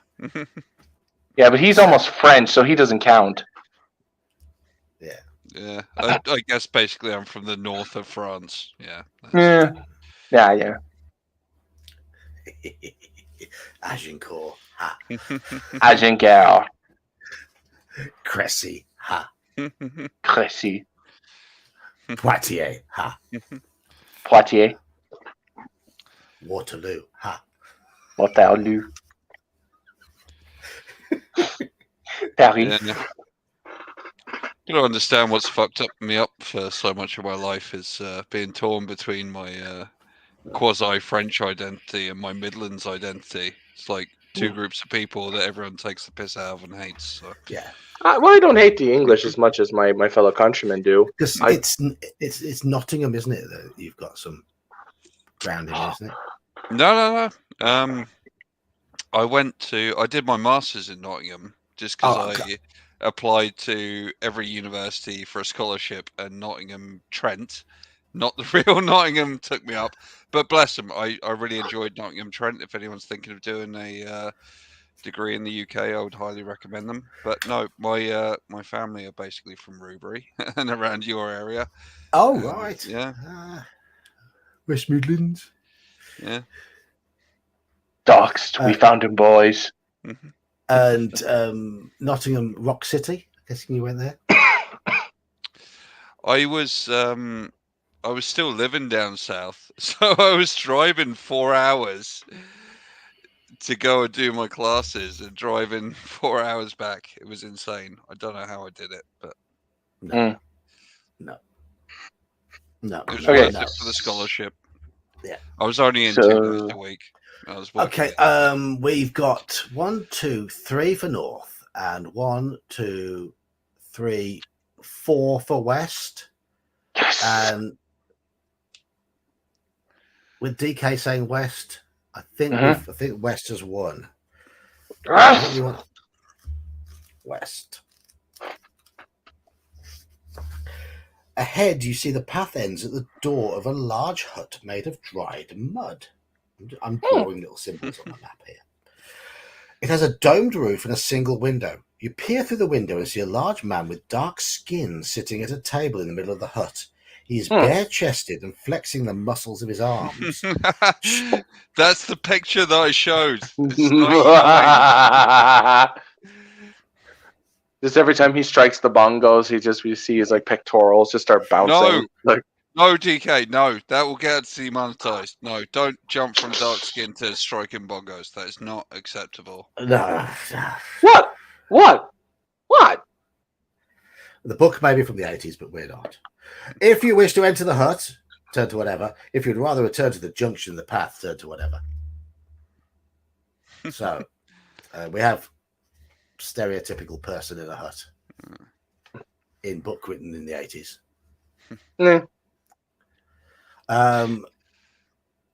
So, are we going to enter the hut, or shall we go back to the junction? I think he seems like a decent chap. I say we go talk to him. I've seen the picture that Ginger showed, so we all have. Yeah, I see nothing wrong with him. I think he looks like a wonderful chap. I say we talk to him. I mean, he's got a bit of a hipster ponytail. Yeah, well, you do as well, and I tolerate you. Tolerate me.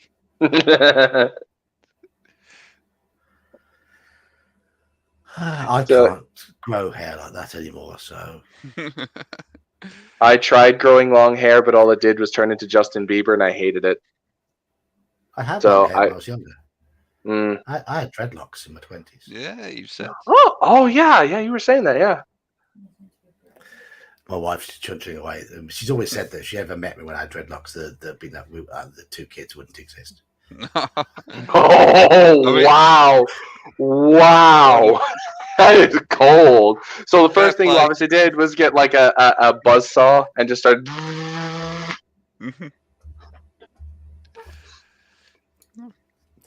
I think that's a reasonable viewpoint. Good on you, Mrs. Geek. Now, but Geek, would you be with her if she said you could never play D&D again? That's the ultimate test. Well, for the first 15 odd years we were together, I didn't play D&D at all. No. That's not what I said. I said if she said no more D&D, what would you have done? He's fine. He can play Merb. Yeah. No. Nothing. No RPGs ever. Oh, that's a difficult one. Oh yeah, no. That's the clincher, isn't it? Okay. As you enter the hut, the big man smiles. He looks pleased to see you and starts to speak in a deep voice. Welcome, stranger. My name is Quinn, and I earn my living by my arms. Would you care for a little wager, perhaps at arm wrestling? Shall we accept the challenge, or shall we politely refuse? If we use the gloves, could we tickle him and distract him? I mean, it's not quite that granular. It's just like, do you want to arm wrestle this man or not? Do you want to take on Sylvester Stallone and Over the Top? Do you want to stop him from getting his kid back, or whatever the plot of Over the Top was? I don't remember. It's been like 30 years since I've seen that film. I've never seen it. You know what? Fuck it. We've got the helmet. I say we go for it.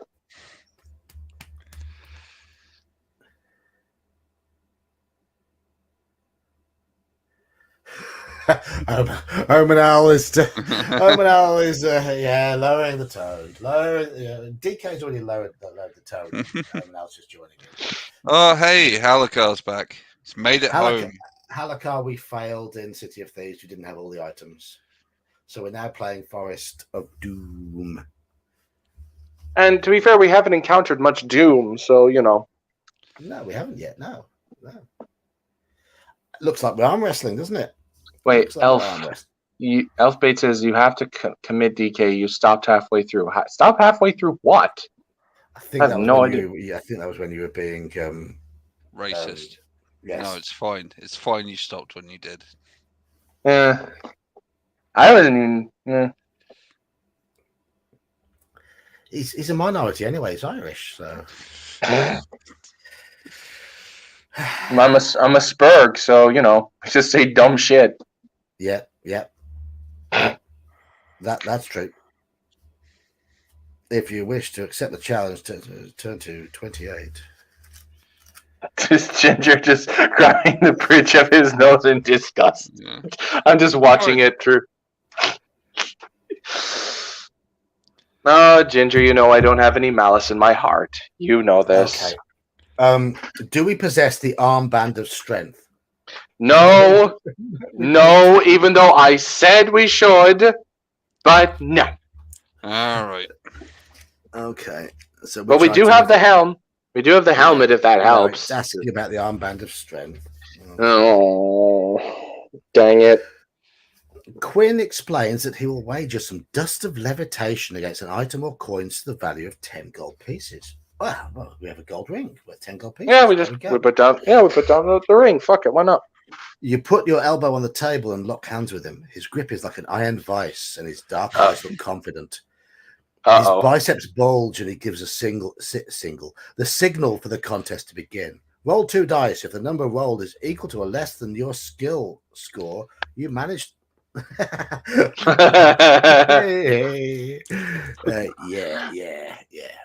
And we might win. We could win.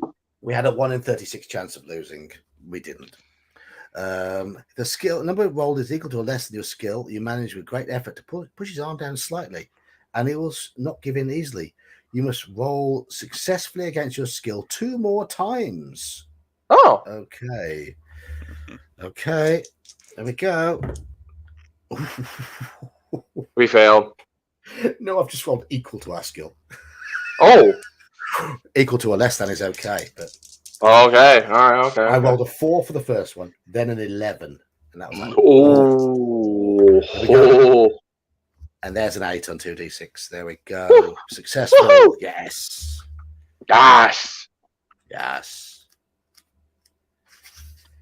Stuff it, hipster. We win. Okay. Quinn shakes his head in disbelief.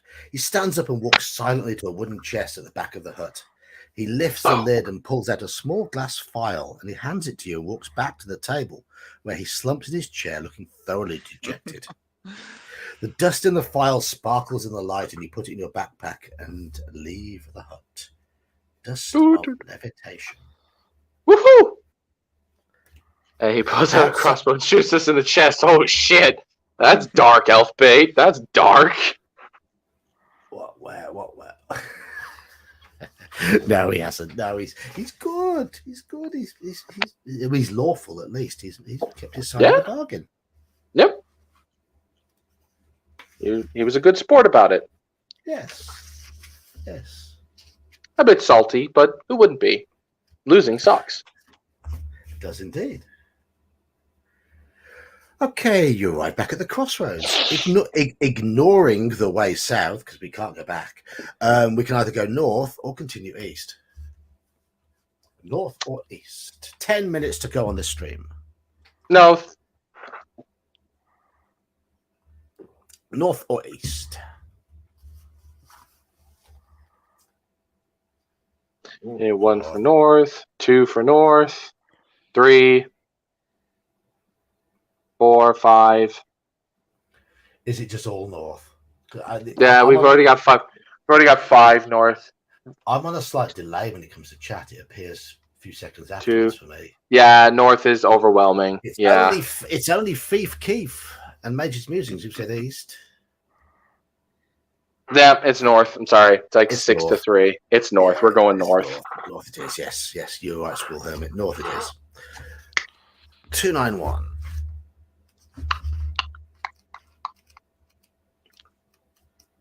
Oh yeah, Halakar, we got a helmet out of that hole in the tree. We Yes. Helmet. Yes. Helmet. As you walk northwards across the plain, Mhm. the grass gradually becomes shorter and the ground starts to rise gently. Ahead, you hear the roar of crashing water.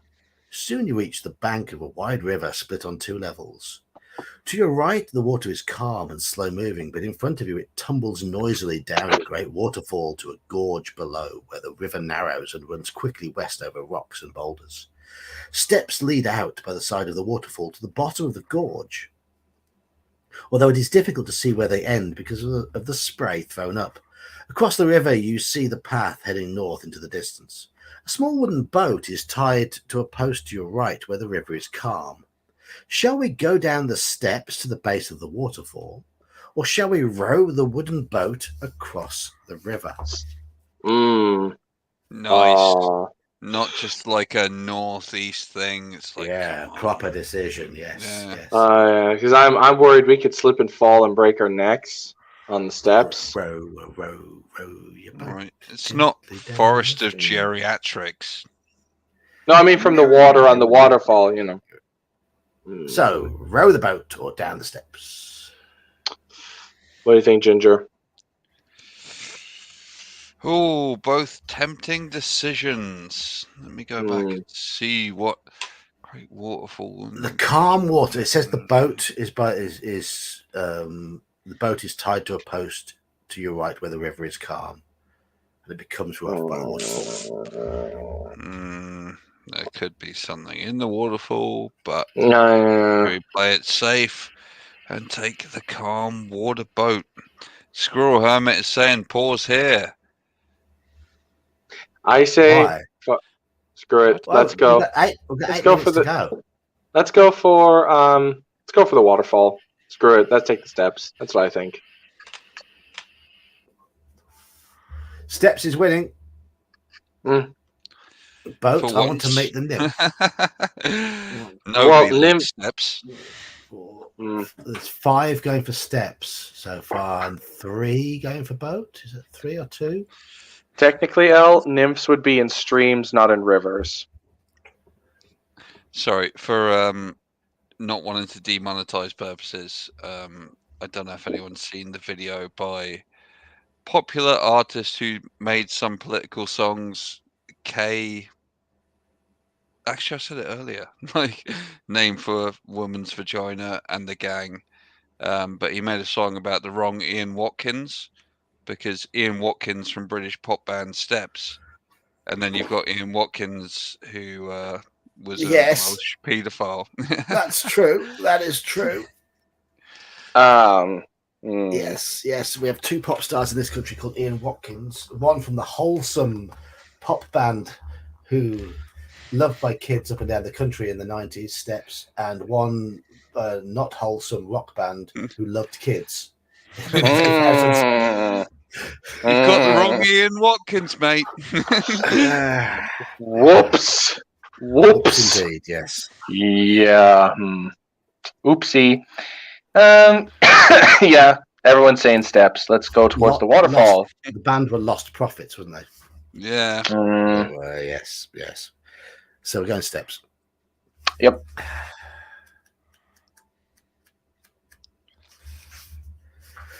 You walk down the slippery stone steps to the bottom of the waterfall. You look up and see a magnificent rainbow reflected in the spray.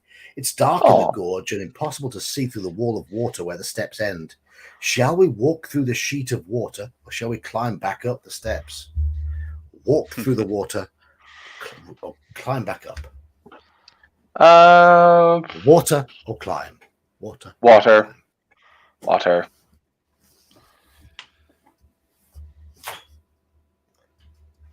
Don't go chasing waterfalls. Only good music allowed on this stream.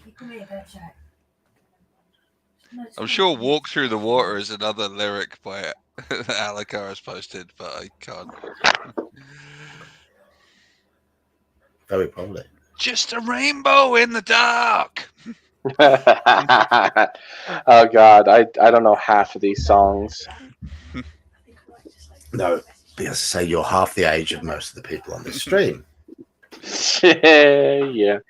Even Gingerbeard is probably Like biologically old 29. enough to be your dad. Oh, Yeah, Ginger's like Well, 39. You know, he's like about the age of my older brother, though. So I thought you were 25, DK. I'm 28. I just 28. turned like 2 weeks ago. Yeah. Oh, happy birthday for 2 weeks ago. I didn't know. But I Thank know you. you went out. I know you went out boozing, so it was probably for. That was it. Well, actually, no, it was longer than 2 weeks ago. Actually, yeah, no. God, I'm really tired. I lost the ability to count. I'm an idiot. I mean, my grandmother had my dad when she was 13, and that was her second child. So you never know. 13. Women of Birmingham. Yeah. Yeah. Oh, that could just. I'm sorry. Anyway, what was behind the waterfall? Oy. Itchy eye. Okay. So we have got water. Yeah, water. Yeah, people are going walking through the water. Shit, I don't know if Keith's was also "Walk On," which was a Neil Young song. I don't know if that was a reference. And there's "Walk On By." The Stranglers did a cover of "Walk On By." That was really cool. All this water talk, and all I can think of is "Singing in the Rain." Halakar has got socks older than you. I wouldn't doubt it. Da, da, da, da, da, da. Da, da, da, da, da. Oh, this is very Cthulhu-esque now. Fuck. You walk along the steps through the waterfall into a large cavern where there is a pool of still water. The steps run around the side of the pool, and there is a stone table and a chair on the far side. You go to the table and see fish scraps lying on it. Suddenly you hear a noise of splashing behind you. A strange creature climbs out of the pool and advances towards you armed with a trident. His legs are like a man's, but his face and torso resemble a large green fish with bulbous eyes. Escape from Innsmouth time. Shit.